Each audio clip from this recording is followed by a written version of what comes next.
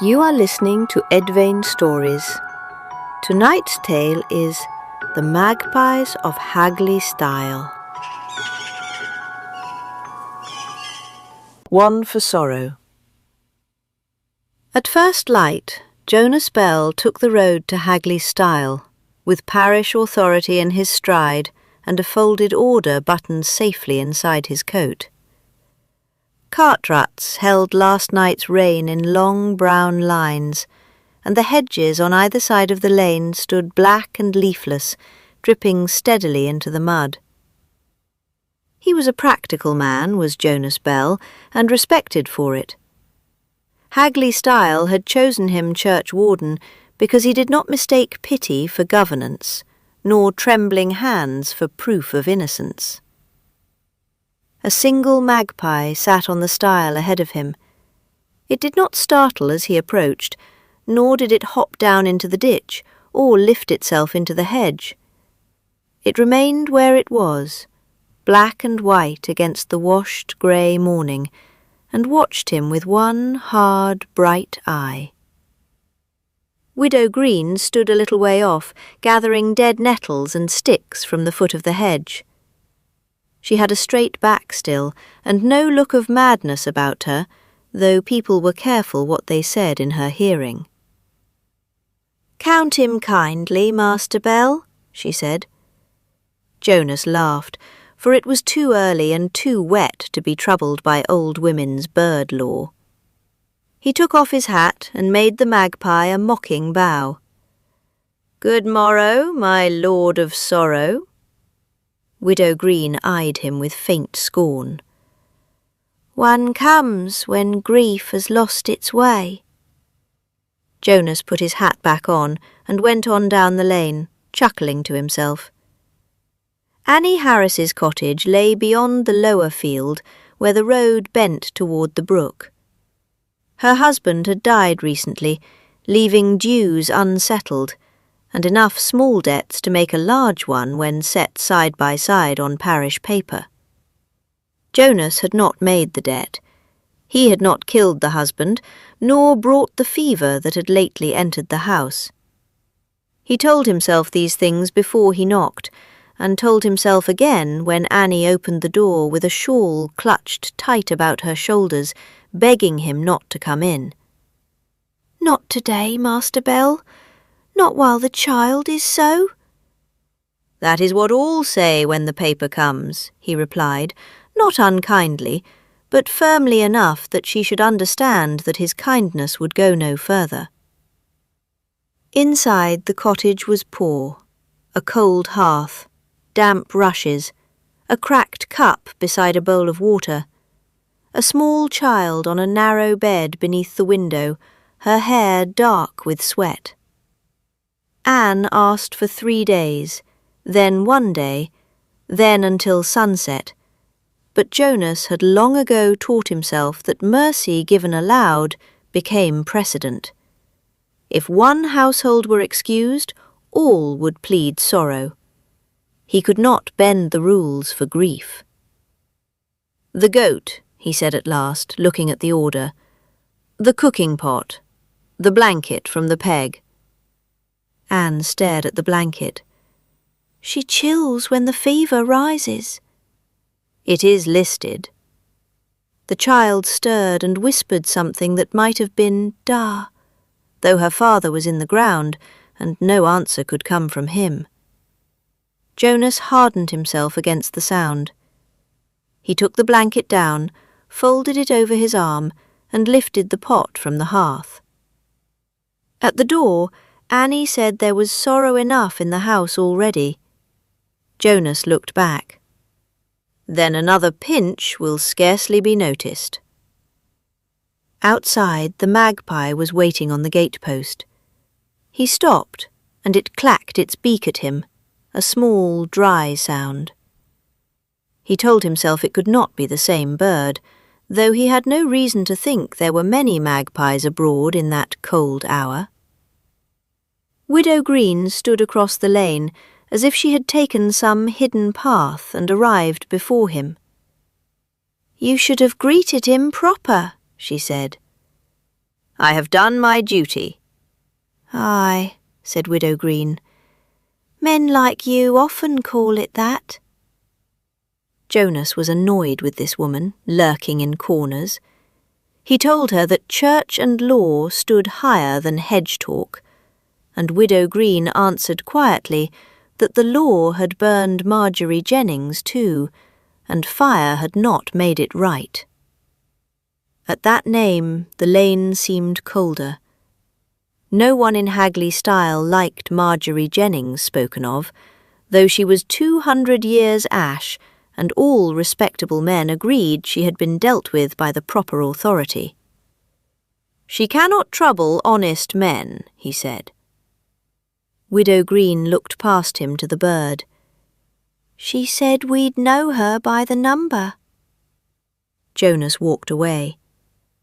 On returning home, he expected smoke from his own chimney, bread on the board, and his wife Mary scolding the kettle into usefulness. But his door stood open. The fire had sunk low. Mary came from the back room with her face emptied of sense. Tom had been there, she told him, only a moment before. He had seen a black and white bird in the yard and gone after it because it was pretty. She had thought he had only gone as far as the gate. Jonas dropped Annie Harris's cooking pot on the table and ran. Now the same hedges that had dripped harmlessly beside him seemed to clutch at his coat. The puddles shone like watching eyes. Rooks rose from the fields in torn black pieces. He passed Annie's cottage, and she came to the door wrapped in the poverty he had left her.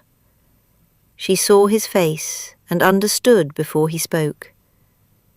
She did not curse him. She only nodded toward the stile. He found Tom at the old boundary ditch, beneath the rotten plank bridge where the water ran black and slow. The boy had slipped, or reached, or followed too far. One small hand was caught among the roots under the bank. His cap turned slowly in the water beside him. Jonas climbed down into the ditch with no care for mud or cold. He lifted his son out and made a sound that was neither word nor prayer. The boy's face had the peaceful cruelty of the newly dead. The seized blanket was still over his arm when he remembered it, and he wrapped Tom in it with shaking hands. On Hagley Stile, exactly where it had sat at dawn, the single magpie watched him. Jonas raised his head. "Good morning, Mr. Magpie," he whispered. "I see you now." Widow Green came last. She knelt beside him and drew the blanket over the child's wet feet. "One for sorrow," she said. He looked at her with hatred, his grief seeking a throat to close. "You knew." "No," said Widow Green. "I counted." Some say Jonas Bell resigned his office. Some say he became kinder. Some say he lived long and greeted every magpie he saw, whether 1 or 10, though no bird ever answered him. Years later, when Widow Green was asked why one bird meant sorrow, she said, "Because one is enough if it comes for you."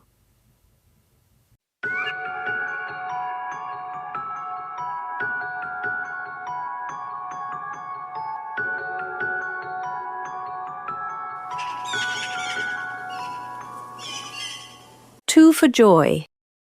The rain had passed from Hagley Stile, and the world looked washed and forgiven, which made John Hobb smile as he came down from his yard with his boots blackened to the ankle and his coat thrown open to the mild air. It had been a bad week for Martin Keel. Half of his lower flock was gone to rot and fever after the fold flooded. John had heard it from a boy sent running for the knacker, and though he had made the proper long face before his wife, He had felt something small and warm lift inside himself. Martin Keel had always had the better pasture, and his roof kept the weather out. Martin Keel's sheep fattened, where John's picked and shivered. Now the ditch between their holdings had done what John never could. On the hedge above the lane sat 2 magpies, sleek as polished buttons, their black eyes turned towards him. Widow Green was crouched by the verge, cutting herbs with a little hooked knife and laying them in her apron. She did not look up when she said, "Count them kindly, John Hobb." He touched his cap to her. "2 for joy, is it not? For once the old rhyme has some sense in it." She went on cutting. "That depends where the joy alights." John laughed and walked on. At Martin Keel's holding, the cheer of the morning ended at the gate. The folds stank. 2 dead sheep lay stiff-legged near the wall, and another stood trembling. Martin's wife had the grey face of someone who had been awake all night. The children were silent in the doorway. Martin himself knelt in the muck beside a ewe that no longer lifted its head. "Hard thing," John said. Martin looked up. His eyes had no anger left in them, which made him seem older than he had the day before. "I need time, John. Hay, if you can spare it. The use of your higher field for a week, no more, until this ground drains. I'll pay when I can." John set his mouth. "You know I would, neighbour, if I were able." Martin said nothing. "I have my own beasts," John continued, "my own roof, my own children to feed. A man cannot mend another's losses by making himself poor." The words were decent enough, yet something in him enjoyed each one as it left his tongue. Martin rose, wiping his hands uselessly on his coat. "You look almost glad of it." John felt the sting of being seen, and answered too quickly. "A man may be thankful when fortune passes his own door." By noon he was at the alehouse, speaking with the parish steward over a cup he had not yet paid for. Keel's lower field, he said, was too good to be wasted through mismanagement. If debts were called and rent could not be met, someone steady ought to take it on, someone local, someone who understood the land. The steward listened, as stewards do, with his face giving away nothing and his fingers turning the cup. Outside, the 2 magpies had settled on the painted alehouse sign. Their tails bobbed in the sun. "2 for joy," muttered old Parnell from the settle by the wall. John heard him and laughed. Warmed by ale and by the shape of his own cleverness, he bought another round, and said that women, children, and old fools might tremble at birds, but he had always found the rhyme plain enough. 1 was ill luck, 2 was good. "There is no sermon in it." "There is always a sermon," said Widow Green from the doorway. John turned, irritated by the sight of her. "And you have made a tidy trade of gloom." "Joy is not always given to the one who smiles," she said. He raised his cup to her. "Then I shall smile while I may." When John returned home, he expected quiet, obedience, and the private pleasure of telling Mary that matters were moving in their favour. He was met with agitation. Mary stood by the table with colour in her cheeks and tears in her eyes, while a messenger boy warmed his hands at their fire. Her brother had sent word. An old debt owed to her mother's family was to be repaid. Not a fortune, but coin enough to patch the roof, buy sound stock, clear what was owed, and still breathe easier than they had in years. A small locked box sat on the table as proof of it, wet from the road. For one short moment, John was happy. Then Mary said, "We can help Martin." The words hit him like cold water. "He needs hay now," she said, "and hands. If we act before nightfall, some of the flock may be saved." "That money belongs under this roof first." "It came through my family." "And your and my wife." She looked at him with a terrible steadiness. "I heard you refused him." "I did what any sensible man would do." "You hoped he would fail." The two magpies hit the window together, not hard enough to break it, but hard enough to make the boy flinch and the candle jump. John turned on them with a curse. In that moment, Mary snatched up the box and ran. John followed her down the wet lane, calling her name first as command and then as threat.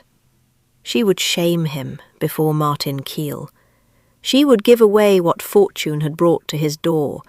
She would ruin the advantage he had been promised. Near the boundary ditch, Mary kept to the firmer edge.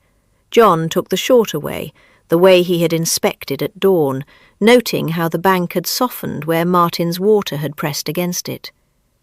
The earth opened under his right foot, and he fell sideways into the black water and rotted weed, striking a hidden stone at the bottom with his hip and crying out before the ditch filled his mouth.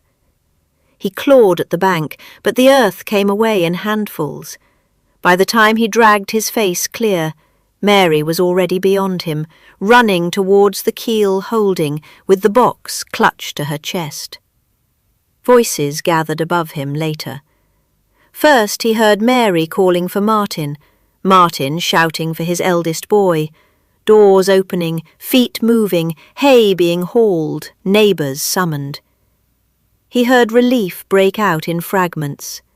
A saved ewe, a warmed lamb, a debt delayed, a field not lost. Their gladness passed over him like bells from a church that would not bury him.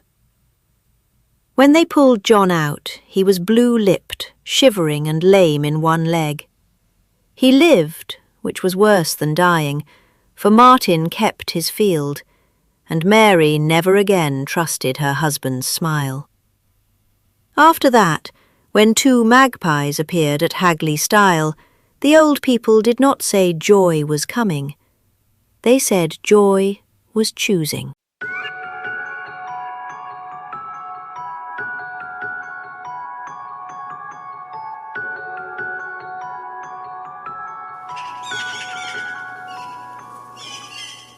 Three for a Girl. The evening lay close over Hagley Stile. Harvest had been brought in, such as it was, and the stubble stood sharp and yellow under a paling blue sky. Thunder moved through the distant black clouds beyond the far hedges, muttering but not yet breaking, while William Hart waited outside his own bedchamber with his hands locked behind his back. He had more pride than land, and more bitterness than either. Two daughters already slept under his roof, two small mouths, two future leavings, two names that would one day be swallowed into other houses. What he wanted now was a son who would one day prove him. A son would work his fields, carry his name into the parish, and stop the half-kind looks of men who pitied him too loudly by saying nothing. Inside, his wife Martha cried out. One of the women murmured assurances and instructions to her.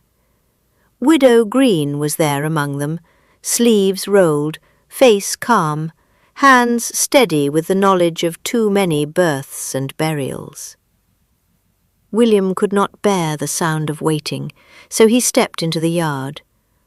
On the wash-line, where Martha's linen hung limp and grey, 3 magpies sat in a row, their black and white bodies cut sharp against the now dull, yellowing sky. The door opened behind him. Widow Green looked out, and her eyes followed his.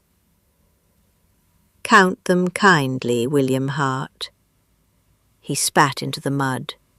3 for a girl, is it? Then they had better be wrong. They were not wrong. Before the storm broke, the child came, red-faced and furious, into the room, small but living, with fists no bigger than walnuts, and a cry fierce enough to make one of the younger women laugh in relief. Martha, grey with exhaustion, reached for her. William stood at the foot of the bed and did not move. He did not shout. Shouting would have given the women something simple to despise. His cruelty was quieter than that. He looked at the child as though she had failed in a bargain made before her first breath. "She is strong enough," the midwife said, with a warning in her voice, "if she is kept warm." Widow Green wrapped the baby close and laid her beside Martha. William's eyes remained on his wife. "May she bear again?" The room went still. Martha pulled the baby nearer. "Her name is Elspeth," she said, "after my mother." "There has been enough naming of women in this house," William said. "I will not waste another cradle, another baptism fee, another winter of meals on a daughter who will leave with another man's name." Widow Green smoothed the edge of the blanket around the child's face. "A girl is not a debt." "Old women always say that when it is not their bread being eaten." By morning, the 3 magpies had not left. They moved between the thatch above the chamber window, then the byre rail, then the low wall by the lane. Wherever William stepped, there they were. The neighbour's girl saw them and whispered the rhyme until her mother cuffed her silent. Widow Green, passing with a pail, said once more that he should count them kindly and keep a soft tongue in his mouth. It was their stillness that maddened him. Birds should peck, chatter, quarrel and fly. These watched. Worse, they made his disappointment public. He flung a clod of earth at them. They rose together, circled once above the yard, and settled farther off. "Hagley Stile would be better fed," he said, "if women spent less time counting birds and more time minding milk, bread and fire."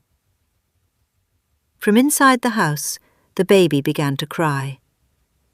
"Hear that?" William said. 3 for a girl, and sorrow for the house." Widow Green looked at him with a kind of tired dread. "No, the sorrow is listening." By the next dawn, he had made his decision respectable. His widowed sister in Oldham had no child. A cousin's wife could use a girl indoors when she was older. There was talk of a wet nurse beyond the boundary road. Each reason he gave sounded practical, even merciful, and that was how William liked his sins dressed. Martha wept into the bedclothes. "She is mine, William." "The house is mine," he answered. "The bread is mine. A husband must think beyond a woman's tears." He took the bundled child before first light, while Martha was too weak to rise. Widow Green met him at the threshold. She did not block him. There were laws in Hagley Stile, and few of them belonged to women. "Do not carry her past the stile," she said. William gave a short laugh. "Is Marjorie Jennings waiting there with a cradle?" Widow Green's face changed at his mention of the old witch. "No," she said. "Only the number." The storm had broken by then. Rain came hard, flattening the hedges and turning the lane to black paste. Elspeth lay too quiet beneath his coat, and for the first time Unease moved in him, not love or pity. He had a sour suspicion that something had noticed him. At Hagley Stile the 3 magpies waited, one on the top rail, one on the lower step, one on the post where a man must set his hand to cross. William cursed them and swung his arm to drive them off. The bundle shifted, the cloth caught on a splinter. Elspeth cried out, and the sound startled him into saving her.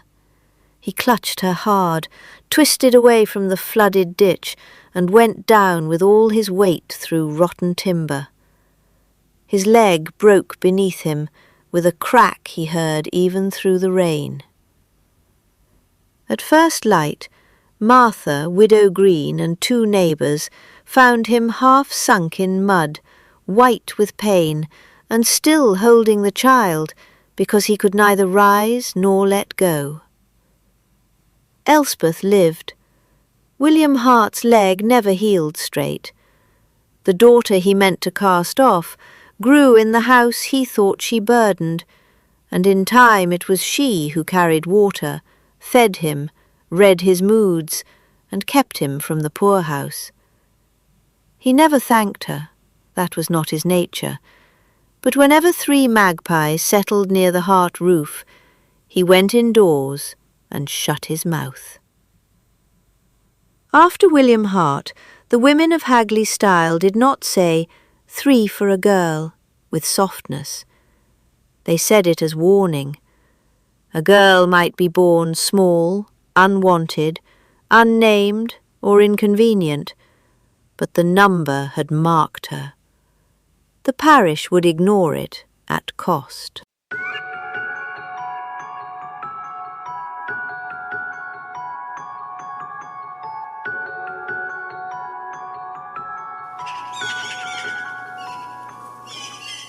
Four for a boy. Rain had left Hagley Stile hard and shining, every rut filled black, every roof dripping. The church looked down upon the lane with its porch dark as an open mouth.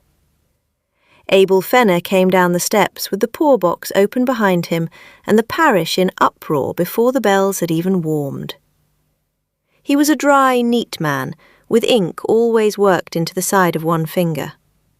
He kept the parish accounts, copied the notices, counted the winter coal, and knew to the farthing what charity had been gathered for widows, lame men, fevered children, and families with no meal left but what could be scraped from the pot. He knew because he had taken it. He had taken it 2 nights before, with a key no one remembered he possessed, meaning to pay a private debt before the week was out.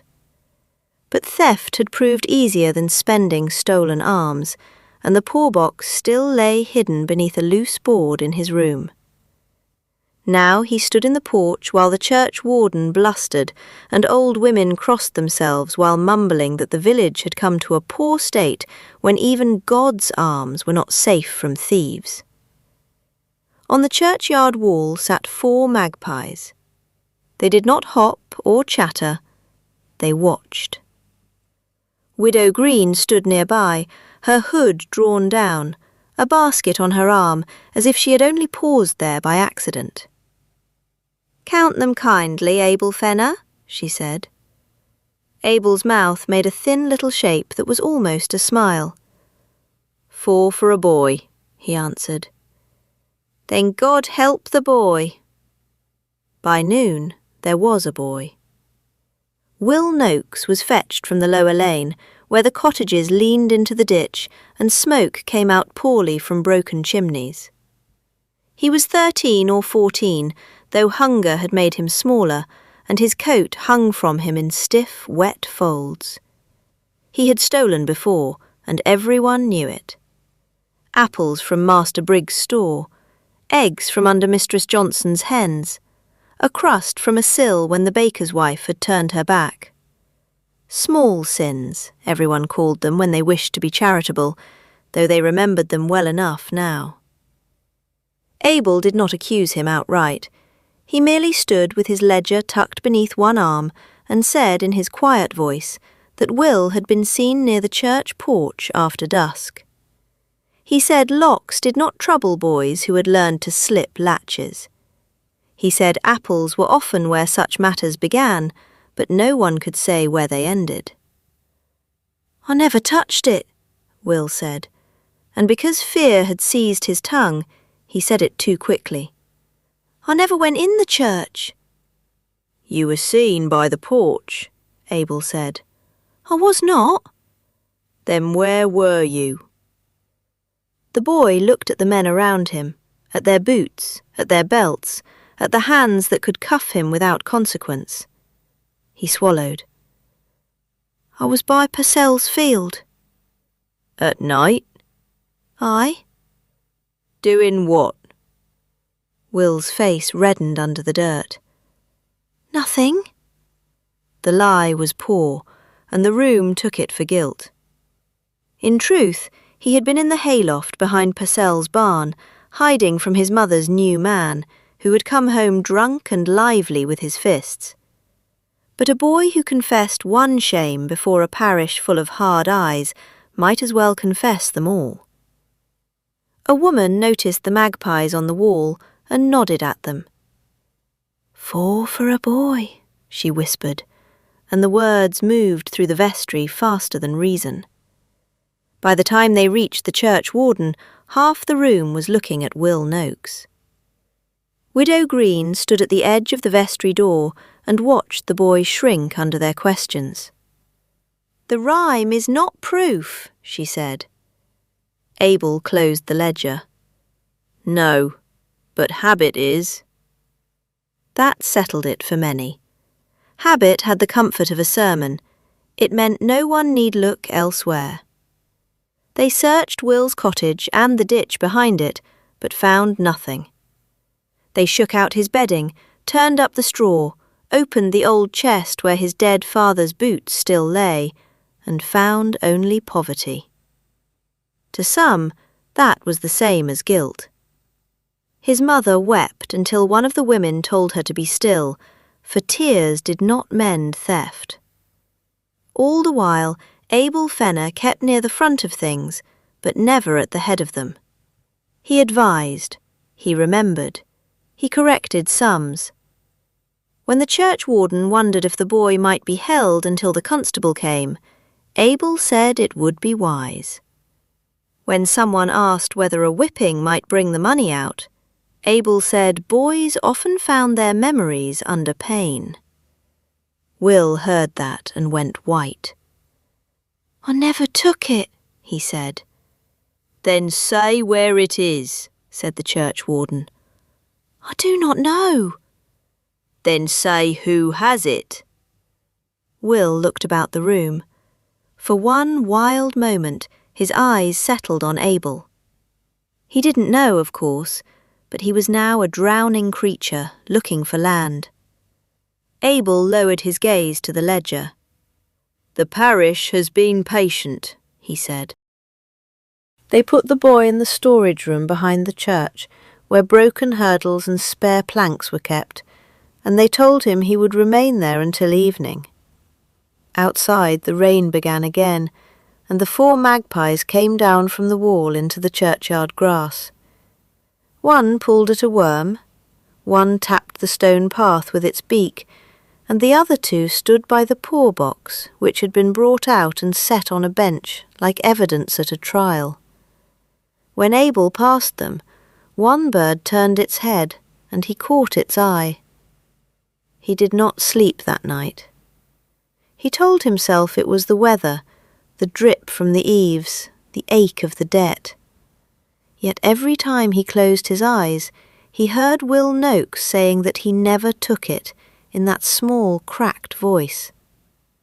Near dawn, there came a tapping at his shutter, 4 taps, spaced apart. He lay still. Again. Tap, tap, tap, tap. At first light, they found the poor box money laid out on the church porch step. Every coin was there. Beside it lay Abel Fenner's own account knife, the little bone-handled blade he used to cut twine and sharpen quills. No one said anything for a while. Then Widow Green bent, picked up the knife, and held it out to him. "Things stolen from the poor have a way of learning the road home," she said. Abel's face had lost what colour it possessed. "That is not mine." Widow Green turned the handle in her fingers. His initials were cut there, small and careful. By then, the 4 magpies were on the porch roof, all in a line. They began to chatter, like children trying not to laugh. Will Noakes was brought out before noon. No one apologised properly. His mother clutched him so hard he winced, and the churchwarden muttered that the suspicion had been reasonable in the circumstances. Abel Fenner said nothing. He could not seem to force any words past his lips. That evening he left Hagley Stile by the North Lane with a bundle under his arm. Some said he had gone to Ashton. Some said farther. Some said he never reached the bridge. But from that day, whenever a respectable man in Hagley Stile was too eager to find guilt in a poor boy, 4 magpies would gather where he had to pass, and one of them would tap out a count.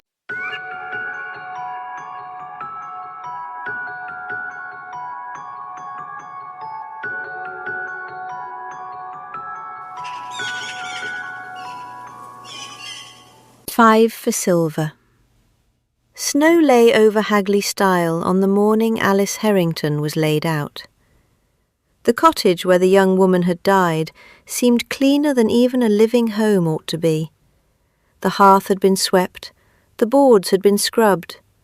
The basin by the bed still held grey water, and near the cradle Alice's newborn daughter made a fretful sound, as if she were trying to call back a voice she had not yet learned to know.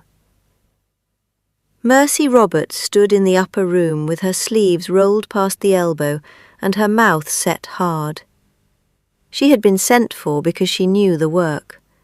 She had washed the old and the fevered, tied jaws shut, combed hair, closed eyes, and told grieving families where to stand and what to fetch. She was not poor enough to beg pity, and not fortunate enough to receive it without asking. Other women had husbands, children, warm beds, keepsakes, tears. Mercy had other people's rooms to sweep, and other people's dead to make decent.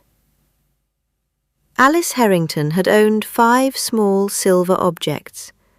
Mercy noticed them because she tended to notice everything. There was the wedding ring, a pair of shoe buckles, a bodkin, a thimble, and last of all, a little heart-shaped charm on a fine chain. When Mercy first came out into the yard for more linen, 5 magpies sat on the roof. Widow Green was by the gate with a basket under her arm, looking up at them. "Count them kindly, Mercy Roberts." Mercy gave a small, dry laugh. 5 for silver? Then they know what this one kept." Inside, Alice's mother was waiting by the bed. She asked that the heart charm be tucked into the winding cloth, for Alice had worn it since girlhood. The ring, she said, must stay on her finger until burial. The buckles and the bodkin were to be kept for the child, along with the thimble, because one day the girl would want something that had belonged to her mother's hand. Mercy nodded and did the work. She washed Alice's face, smoothed the damp hair back from her temples, and drew the linen over the still body. Below, Alice's husband moved from table to hearth and back again, useless with shock, unable to climb the stairs and look at what remained of his life. The baby cried and cried in her cradle. Small things vanished easily in such rooms, and the dead have no use for silver, Mercy told herself. Alice had had beauty, a husband, a child, mourning and prayers. Mercy had had none of those things. One by one, when no eye but Widow Green's seemed likely to see, she slipped the 5 pieces away. Widow Green folded a length of linen and looked at her. She said nothing. At the cottage door, when Mercy had wrapped her shawl tight and was ready to leave, the old woman came after her. "Silver taken from the dead does not lie still." Mercy stiffened. "Widow Green, you have a talent for making ordinary work sound like witchcraft." "I said nothing of witchcraft. I said the dead." Alice Harrington was always vain enough to want jewels in the grave, Mercy answered. "Let the living have what the dead cannot spend." At that, the 5 magpies lifted from the roof. They came down into the lane before her, one after another, spaced evenly on the frozen mud. Mercy stepped around the birds and would not count aloud. At home she hid the silver in the bottom of her chest, meaning to take it to market when the talk had cooled. But the pieces would not keep to ordinary hiding. The thimble appeared in her bread crock, bright among the crumbs. The bodkin pricked her palm from inside her sewing basket, though she had not put it there. The buckles lay under her pillow one morning. The wedding ring rolled across the floor whenever the child cried from the cottage nearby. Mercy slept badly. She scrubbed the silver charm until her fingers reddened, but a dark stain returned in the groove of the silver heart. In her little pewter mirror, she never saw Alice's face, not clearly, not enough to call it a ghost. She saw only once and again a woman's hand at her own throat where the charm used to hang. "Grief makes fools of women," she said, though she did not know which woman she meant. Outside, the 5 magpies picked at the frozen earth beneath her window.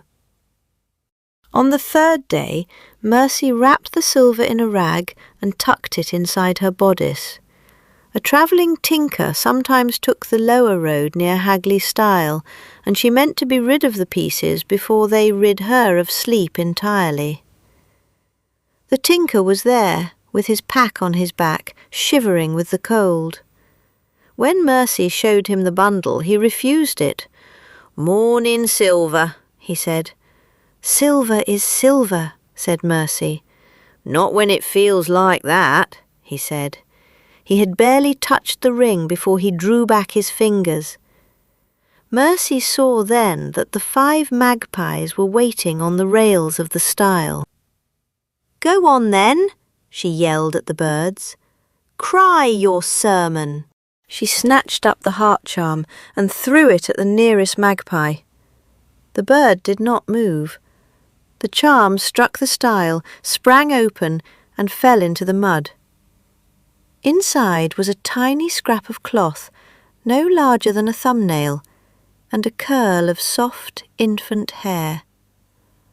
Mercy stared at it. This was not a trinket. It was memory. It was a mother's first gift to a daughter who would never hear her voice. The tinker backed away. Mercy gathered the charm with shaking fingers and tried to cross the stile, but her skirt caught on a broken rail. The rag tore.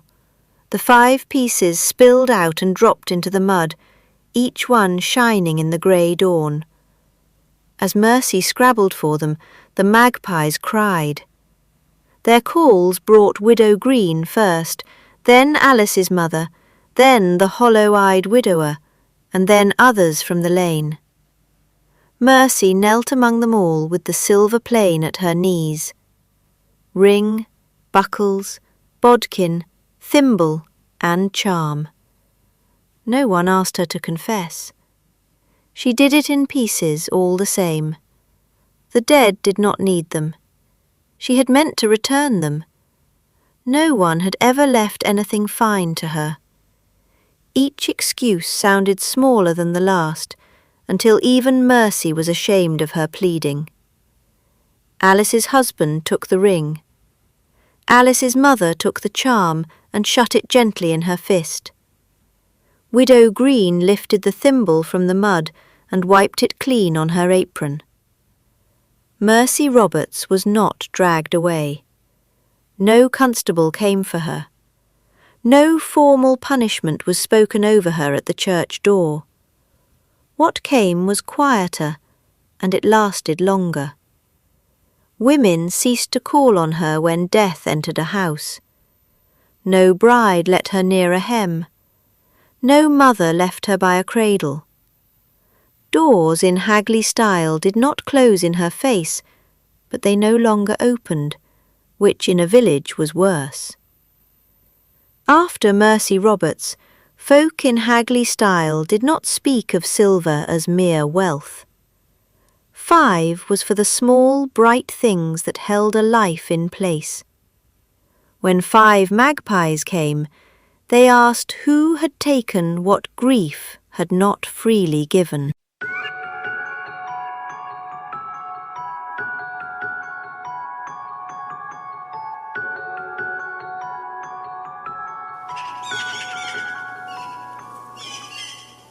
Six for gold. At the end of a dry summer, when the common grass had yellowed to straw, every poor house in Hagley Stile was counting winter before winter came. Women looked at their geese and wondered how many could be kept. Men measured hay by the armful and turf by the basket. A cow, a few sheep and a goat on the common could mean the difference between hunger and something worse. Gideon Ralph knew this as well as any man in the parish. He was a prosperous grazier, smooth in his speech, careful with his gloves, and gifted in the art of making greed sound like good husbandry. For 3 weeks he had been walking to and from the manor house by the back lane, speaking quietly with the steward about the Jennings strip, a rough stretch of common pasture that had served Hagley Stile longer than any living man could remember. Gideon called it wasted ground. The steward called it an opportunity. Between them, they had begun to call it improvement. He stood at the edge of the Jennings strip one pale morning and looked over its broken fence. 6 magpies were ranged along it, each bird still as a nail. Widow Green was gathering nettles by the ditch. She straightened when she saw him. "Count them kindly, Gideon Ralph." He smiled, for he had been promised payment in gold if his testimony helped prove the land neglected. 6 for gold, he said. "Then let them sing, mistress." "They are not singing," said Widow Green. Gideon only touched his hat and walked on. The meeting was held 2 days later in the parish room, where the steward sat with a lawyer's clerk and 2 local men whose faces had already agreed before their mouths began. The words passed around the table too readily. Wasted ground, idle custom, better yields, proper rent, good order, improvement for the parish. Gideon gave them what they wanted. The poor had used the common badly, he said. They let beasts wander. They cut turf without proper leave. No man was answerable for the condition of the land. It would be better enclosed, better managed, and made useful.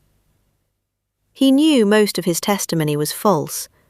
The cottagers had used the Jennings strip because, without it, they could not live. Their geese and cows had kept the grass cropped. Their small needs had harmed no one. But truth had no lease attached to it, and Gideon wanted the land, the favour, and the gold. From the back of the room, Widow Green said, "The Jennings strip fed Hagley Stile before any steward governed it." Gideon turned with a courteous little bow. "Old use is not always good use, Widow Green." Above them, something struck the roof. Once, twice, then several times again, hard and sharp. Every man in the room looked up, but Gideon kept his eyes on the paper and signed where the clerk had placed his finger. That evening the steward met him by the stable door and pressed 6 gold coins into his hand. They were brighter than anything commonly seen in Hagley Stile, and Gideon loved them at once. He turned them in his palm when he was alone, feeling their clean weight, their royal faces, and their promise. On his way home, he passed Widow Green at the lane's bend. "Gold is heavy when it has been counted wrong," she said. Gideon laughed. "Copper is for counting. Gold is for men who mean to rise." "No," said Widow Green. "Gold remembers its cost." The next day, Gideon woke early to tapping beneath the floorboards, the clever tapping of hard beaks striking the wood from below. He lit a candle and drew the iron box from under his bed. The 6 coins lay where he had hidden them. Yet they had changed. They were still gold, but the king's stamped face had blurred on each, and in its place stood a new mark on each coin. A goose, a milking cow, a turf knife, a child's bowl, a widow's crutch, and a lamb. He stared in horror because he knew what each thing meant. He knew whose hunger had been made into metal. He rubbed one coin until his thumb split and bled, but the little goose remained. Outside, the 6 magpies stood in a row, every head turned toward his door. The stakes went in on Sunday afternoon after the notice had been read. Gideon came well dressed, his face composed into solemn concern. The cottagers gathered with their beasts at the new boundary. A widow asked for 1 more week. A child clung to a goat's rope and sobbed into its rough neck. Gideon could not meet their eyes. "The law has spoken," he said. Then the Jennings strip changed.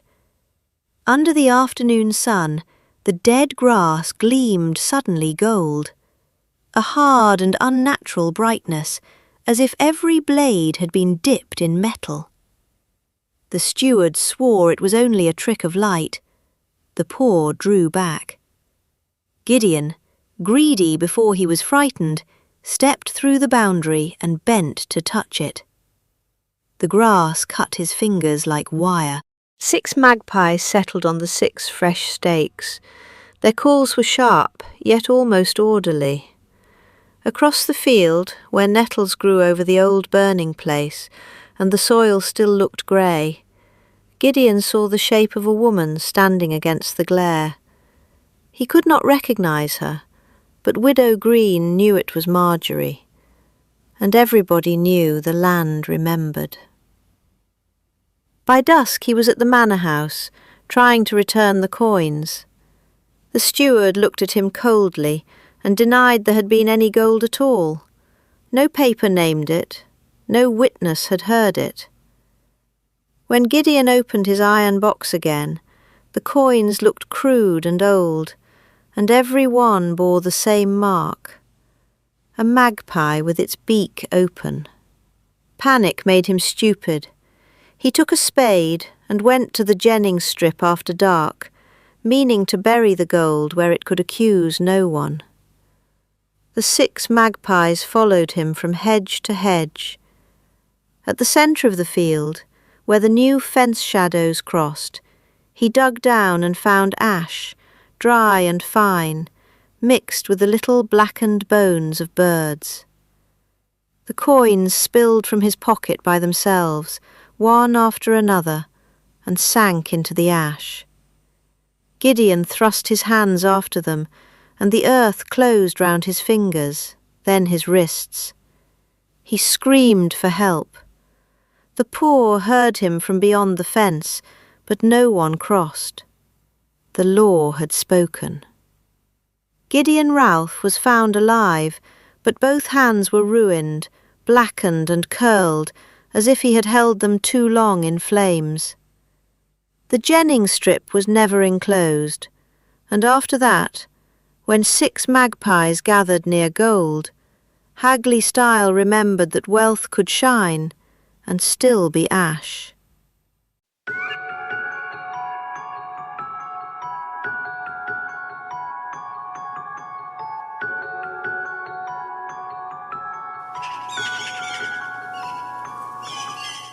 Seven for a secret, never to be told.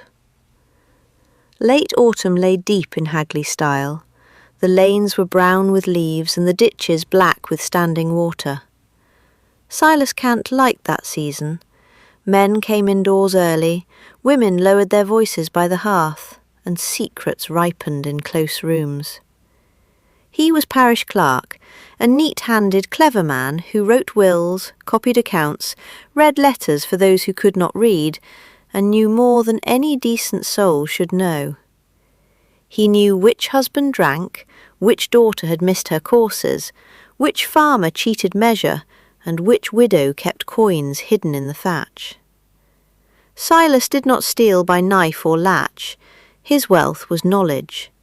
He used it subtly, never enough to be called blackmail, but always enough to be feared. One evening, coming home by Hagley Stile, he saw 7 magpies on the old hedge. Widow Green stood by the stile with kindling under her arm. "Count them kindly, Silas Cant," she said. He smiled. 7 for a secret. Then they have come to the right man. At home, beneath his candlestick, lay the thing he had found hidden inside the damaged cover of an old parish register. It was a brittle half-sheet concerning Marjorie Jennings, burned 200 years before. It was not a confession, but it showed him enough. A child's death, spoiled milk, a failed lambing, and a neighbour's grudge had been made into witchcraft because Hagley Stile had wanted a culprit. Better still, the paper showed what followed. Land changed hands, debts vanished. Marjorie Jennings's cottage and strip of pasture went to men whose descendants still warmed themselves by good fires. One witness had been paid, another had lied. Silas read the names by candlelight and felt no horror at all. He felt delight. Above him, claws clicked across the roof tiles. 7 magpies moved along the ridge, one after another, like beads counted on a string. Before Sunday service, Widow Green came to him by the porch. She did not ask him what he had found. "You have been asking after Marjorie Jennings," she said. "Old records are parish business. Some secrets are not buried because men forgot them. They are buried because telling them poorly wakes the first wrong again." Silas smiled. Truth is a Christian duty when it is useful. Truth is not the same as use. Perhaps you would rather old shame stayed hidden.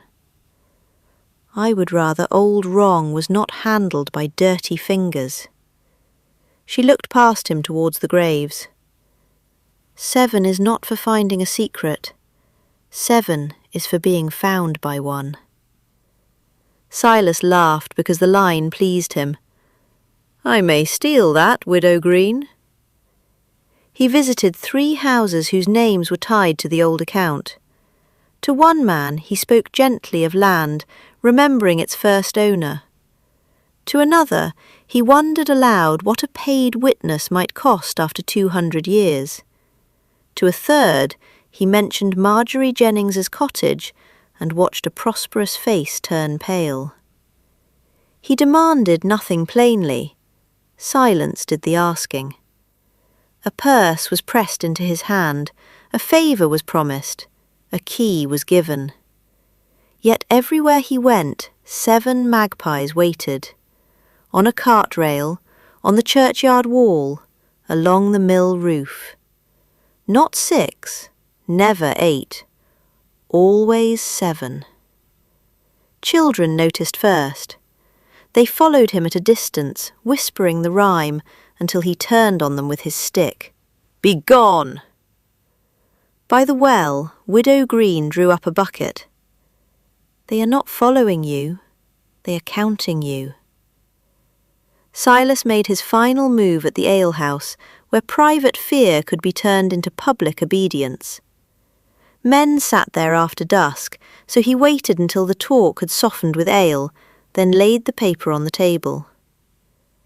"There are matters in this parish," he said, "that have slept too long." He read Marjorie Jennings's name aloud. The fire guttered, though no door had opened. Ale went flat in the cups. A smell of burning crept through the floorboards. Outside, something struck the shutters once, then again and again. 7 blows. Silas read the accusation, the witnesses, the land transfer, and the payment. His voice strengthened as the room grew colder. Then he reached the final line, written in a cramped and frightened hand. "You will know me by the number." He looked up, expecting fear, but no one spoke. Their faces had gone blank. This was a deeper forgetting. The secret had not been revealed to them. It had passed through them. Silas looked down. The ink crawled backwards into the paper. Names blurred, lines vanished. He snatched accounts, letters, and copied wills from his satchel. Blank, blank, blank. "You know me," he said. A man by the fire frowned. "Should we?" "I am Silas Cant." The name seemed to fall dead on the floor. He ran to his lodging, but strangers barred the door and swore no Silas Cant lived there. At the church, the register held no birth, service, or mark for him. Near dawn, he came to Hagley Stile. 7 magpies waited on the rails. Widow Green stood beside them. "Tell them who I am," he begged. "It is not for me to do so. That is the warning." Hagley Stile remembered no Silas Cant except as a scratching in the hedge after dark. When 7 magpies gathered, only Widow Green paid any mind to it.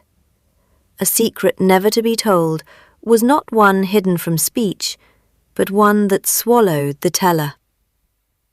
In Hagley Stile, folk still count magpies kindly, whether one bird sits on the stile or 7 gather black against the sky. They do not do it for luck. They do it because Marjorie Jennings promised she would be known by the number, and promises made in fire are seldom taken with the burning. That was The Magpies of Hagley Stile by Jonathan B. Edvane. Discover more at edvanestories.com.